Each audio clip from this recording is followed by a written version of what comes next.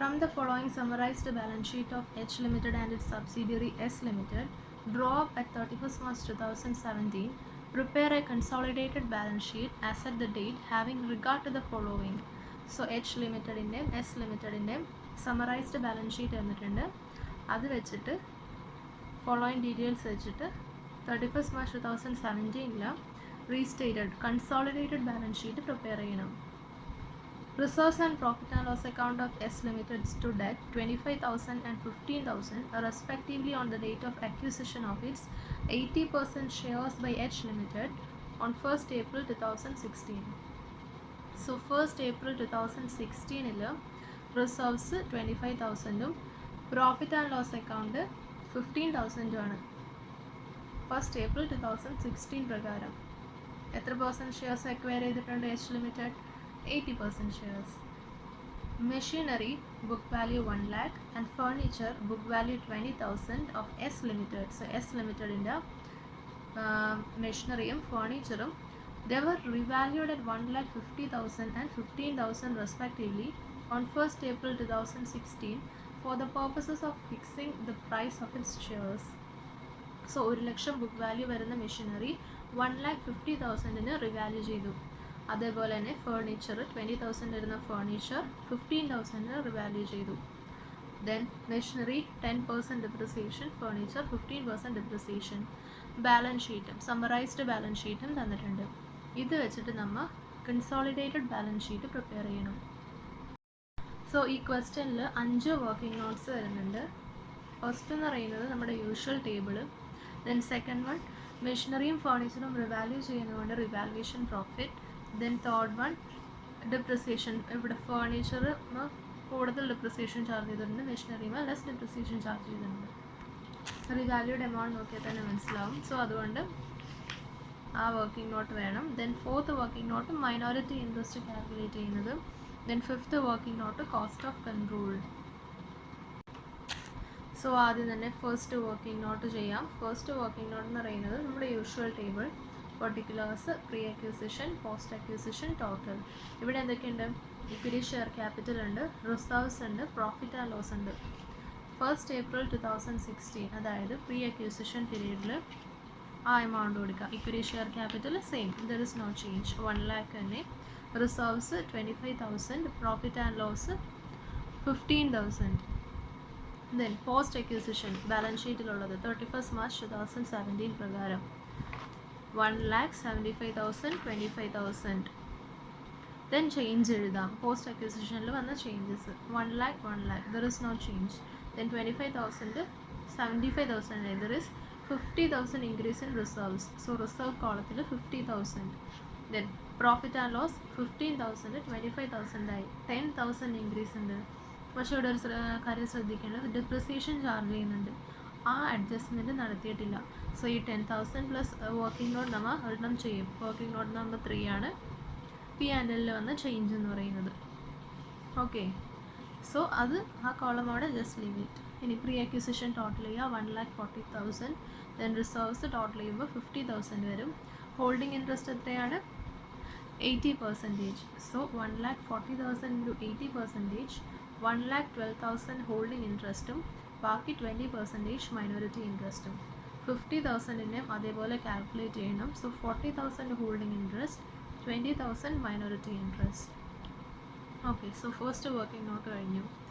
Then second working note revaluation profit calculate ചെയ്യുന്നതാണ്. മെഷീനറിയുടെ book value എന്ന് പറയുന്നത് 1 lakh ആണ്. Revalued at 1,50,000. So increase revaluation profit 50,000. ദെൻ ഫേർണിച്ചറിൻ്റെ ബുക്ക് വാല്യൂ 20,000 ആണ്. Revalued at 15,000. So there is a decrease of 5,000. So on furniture 5,000 decrease. Net figure എന്ന് പറയുന്നത് 45,000 ആണ്. 45,000 holding interest minority interest calculate ചെയ്യാം. 45,000 80%, 36,000 ഹോൾഡിംഗ് ഇൻട്രസ്റ്റും ബാക്കി 9,000 മൈനോറിറ്റി ഇൻട്രസ്റ്റും. സോ സെക്കൻഡ് വർക്കിംഗ് നോട്ടും കഴിഞ്ഞു. Then third working note profit and loss account additional. ആദ്യം തന്നെ പോസ്റ്റ് അക്വിസിഷൻ പ്രോഫിറ്റ് ആയ 10,000 എഴുതാം. ദെൻ ഇവിടെ ഫേർണിച്ചറിൻ്റെ ബുക്ക് വാല്യൂ എന്ന് പറയുന്നത് 20,000 ആണ്. It is revalued at 15,000. There is decrease. So അവിടെ എക്സസ് ഡെപ്രിസിയേഷൻ ചാർജ് ചെയ്തിട്ടുണ്ട് ഫർണിച്ചറിന്. സോ അതെങ്ങനെ കാൽക്കുലേറ്റ് ചെയ്യും? ആ difference 5000 into depreciation amount percentage ചെയ്യുമ്പോൾ. സോ 5000 ഇൻറ്റു 15%, 750 എക്സസ് ഡെപ്രിസിയേഷൻ ഫർണിച്ചറിന് ചാർജ് ചെയ്തിട്ടുണ്ട്. അത് ആഡ് ബാക്ക് ചെയ്യണം. ദെൻ മെഷീനറിയുടെ ബുക്ക് വാല്യൂ 1 lakh ആണ്. അത് 1,50,000 റിവാല്യൂ ചെയ്തിട്ടുണ്ട്. So there is under depreciation on machinery. Machinery actually 1,50,000 revalue ചെയ്തിട്ടുണ്ട്. കൂടുതൽ എമൗണ്ടിന് റിവാല്യൂ ചെയ്തിട്ടുണ്ട്. അതായത് കുറവ് ഡെപ്രിസിയേഷൻ ചാർജ് ചെയ്തിട്ടുള്ളൂ. സോ ഡെപ്രിസിയേഷൻ കാൽക്കുലേറ്റ് ചെയ്തിട്ട് റെഡ്യൂസ് ചെയ്യണം. 5,000 റെഡ്യൂസ് ചെയ്യണം. ഓക്കെ, അതായത് എക്സസ് ഡെപ്രിസിയേഷൻ ഫർണിച്ചറിന് ചാർജ് ചെയ്തിട്ടുണ്ട്. ആക്ച്വലി അത്രയും ചാർജ് ചെയ്യേണ്ട. സോ അത് ആഡ് ചെയ്യണം. മെഷീനറിയുമ്പോൾ കുറവ് ഡെപ്രിസിയേഷനെ ചാർജ് ചെയ്തിട്ടുള്ളൂ. ശരിക്കും കൂടുതൽ ഡെപ്രിസിയേഷൻ ചാർജ് ചെയ്യണം. സോ അത് റെഡ്യൂസ് ചെയ്യണം. അപ്പോൾ നെറ്റ് ഫിഗർ 5750 കിട്ടും. അതിൻ്റെ 80% ഹോൾഡിംഗ് ഇൻട്രസ്റ്റും ബാക്കി 20% മൈനോറിറ്റി ഇൻട്രസ്റ്റും. Okay, so working note number 1 നമ്മുടെ usual table, working note number 2 revaluation profit, working note number 3 profit and loss account. Then working note number 4 minority interest calculate ചെയ്യാനാണ്. Balance ഷീറ്റിൽ minority interest കൊടുക്കണം. So minority interest എങ്ങനെ calculate ചെയ്യും? Already നമ്മൾ calculate ചെയ്ത് വെച്ചിട്ടുണ്ട്. First ടേബിളിൽ നിന്ന് minority interest 28,000 plus 10,000. Then second working നോട്ടിൽ നിന്ന് minority interest plus 9,000. Profit and loss അക്കൗണ്ടിൽ നിന്ന് മൈനോറിറ്റി തേർഡ് വർക്കിംഗ് നോട്ടിൽ നിന്ന് minority interest plus 1150. So total ചെയ്യുമ്പോൾ 48,150 കിട്ടും മൈനോറിറ്റി ഇൻട്രസ്റ്റ്. ഓൾറെഡി കാൽക്കുലേറ്റ് ചെയ്തതാണ്. ദെൻ കോസ്റ്റ് ഓഫ് കൺട്രോൾ എങ്ങനെയാണ് കാൽക്കുലേറ്റ് ചെയ്യുന്നത്? Cost of acquisition minus pre acquisition holding interest. Cost of acquisition ഇവിടെ എത്രയാണ്? ബാലൻസ് ഷീറ്റിൽ തന്നിട്ടുണ്ട്. Investment shares in S limited എത്രയാണ്? ഹോൾഡിംഗ് കമ്പനിയുടെ 800 ഷെയർസ് 200 ഈച്ച് 1,60,000 ആണ് കോസ്റ്റ് ഓഫ് അക്വിസിഷൻ എന്ന് പറയുന്നത്. Then pre acquisition holding interest എന്ന് പറഞ്ഞാലോ ഫസ്റ്റ് ടേബിളിൽ നിന്നും പ്രീ അക്വിസിഷൻ ഈ കോളത്തിൽ holding interest 1,12,000 along with revaluation നടക്കുന്നുണ്ട് പ്രീ അക്വിസിഷൻ തന്നെ.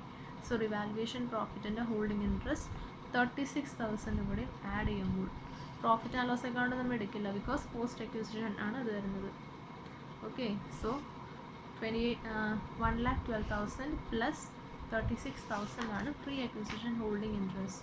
1,48,000 കിട്ടും. റെഡ്യൂസ് ചെയ്യുമ്പോൾ പോസിറ്റീവ് ഫിഗർ 12,000 കിട്ടും. So it is good will. So working notes എല്ലാം നമ്മൾ കംപ്ലീറ്റ് ചെയ്തു. ഇനി ബാലൻസ് ഷീറ്റും അതിൻ്റെ നോട്ട്സ് ടു അക്കൗണ്ടും പ്രിപ്പയർ ചെയ്യണം. സോ ആദ്യം തന്നെ ബാലൻസ് ഷീറ്റിൻ്റെ ഫോർമാറ്റ് എഴുതുക. Consolidated balance sheet. Then first item share capital. Share capital എന്ന് പറയുന്നത് കൺസോളിഡേറ്റഡ് ബാലൻസ് ഷീറ്റിൽ ഹോൾഡിംഗ് കമ്പനിയുടെ മാത്രം വരുള്ളൂ. സബ്സിഡിയറി കമ്പനിയുടെ നമ്മൾ എഴുതില്ല. സോ 6 lakh ആണ് share capital. Then second thing is reserves and surplus. അതിന് നമ്മൾ സെപ്പറേറ്റ് നോട്ട് പ്രിപ്പയർ ചെയ്യണം. So not number 1 reserves and surplus. Reserves and surplus എടുക്കുമ്പോൾ എന്താ ശ്രദ്ധിക്കേണ്ടത്? ഹോൾഡിംഗ് കമ്പനിയുടെ കംപ്ലീറ്റ് ആയിട്ട് എടുക്കുക. സോ ഫസ്റ്റ് വൺ റിസർവ്സ് എടുക്കുക. ഹോൾഡിംഗ് കമ്പനിയുടെ 2 lakh എടുക്കാം. ദെൻ സബ്സിഡിയറി കമ്പനിയായ എസ് ലിമിറ്റഡിൻ്റെ നമ്മൾ റിസർവ്സ് എടുക്കേണ്ടത് ഫസ്റ്റ് വർക്കിംഗ് നോട്ടിൽ പോവുക. അതിൽ reserves post acquisition reserves holding interest എത്രയുണ്ട്? 40,000. സോ 40,000 ആണ് എസ് ലിമിറ്റഡിൻ്റെ റിസർവ്സ് ആയിട്ട് എടുക്കേണ്ടത്. 40,000. അതേപോലെ തന്നെ എച്ച് ലിമിറ്റഡിൻ്റെ പ്രോഫിറ്റ് ആൻഡ് ലോസ് അക്കൗണ്ട് എത്രയാണ്? 1 lakh. ദെൻ എസ് ലിമിറ്റഡിൻ്റെ നമ്മൾ എടുക്കേണ്ടത് എന്താ? 10,000 പ്ലസ് വർക്കിംഗ് നോട്ട് നമ്പർ 3 എന്ന് പറഞ്ഞിട്ടുണ്ട്. സോ ഇവിടുത്തെ ഹോൾഡിംഗ് ഇൻട്രസ്റ്റ് 4,600 ആണ് എടുക്കേണ്ടത്. ഓക്കെ, സോ ടോട്ടൽ 3,44,600 ആണ് റിസർവ്സ് ആൻഡ് സർപ്ലസിൽ വരുന്നത്. ദെൻ മൈനോറിറ്റി ഇൻട്രസ്റ്റ് നമ്മൾ ഓൾറെഡി കാൽക്കുലേറ്റ് ചെയ്തിട്ടുണ്ട്. എത്ര? 48,150. Then next is trade payables 150 plus 57 H ലിമിറ്റഡിൻ്റെ പ്ലസ് എസ് ലിമിറ്റഡിൻ്റെ ചെയ്യുമ്പോൾ ട്രേഡ് പേയബിൾസ് കിട്ടും.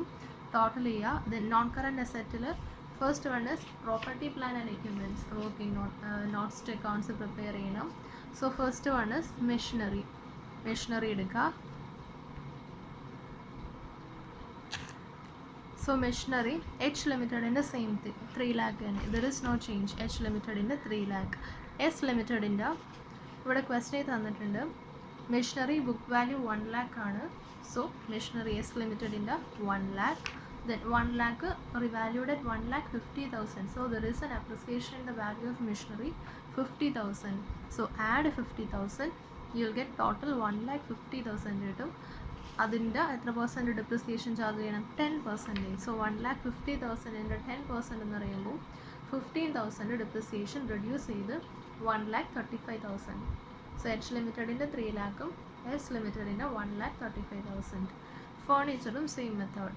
ഫേർണിച്ചർ എച്ച് ലിമിറ്റഡിൻ്റെ 1,50,000. ദെൻ എസ് ലിമിറ്റഡിൻ്റെയോ ഫേർണിച്ചറിൻ്റെ ബുക്ക് വാല്യൂ 20,000. സോ എസ് ലിമിറ്റഡിൻ്റെ 20,000. ദെൻ 15,000 റിവാല്യൂ ചെയ്തു. So there is a decrease in the value. Decrease in the value 5,000 reduce ചെയ്ത് നെറ്റ് 15,000 ആയിട്ട് കാണിക്കാം. അതിന് എത്ര പെർസെൻറ്റ് ഡിപ്രിസിയേഷൻ? 15%. സോ 2250 റെഡ്യൂസ് ചെയ്ത് 12,750 ആണ് എസ് ലിമിറ്റഡിൻ്റെ ഫേർണിച്ചർ. ടോട്ടൽ ചെയ്യുമ്പോൾ 5,97,750 കിട്ടും. ദെൻ ഇൻടാഞ്ചിബിൾ അസറ്റ് നമ്മൾ already cost of control working note ചെയ്തപ്പോൾ ഗുഡ് വിൽ കിട്ടി, 12,000 കിട്ടി. സോ ആ 12,000 ഇൻടാഞ്ചിബിൾ അസറ്റ് ആണ്. ദെൻ അതർ നോൺ കറൻറ്റ് അസറ്റിൽ എച്ച് ലിമിറ്റഡിൻ്റെയും എസ് ലിമിറ്റഡിൻ്റെയും ടോട്ടൽ ചെയ്ത് എഴുതാം.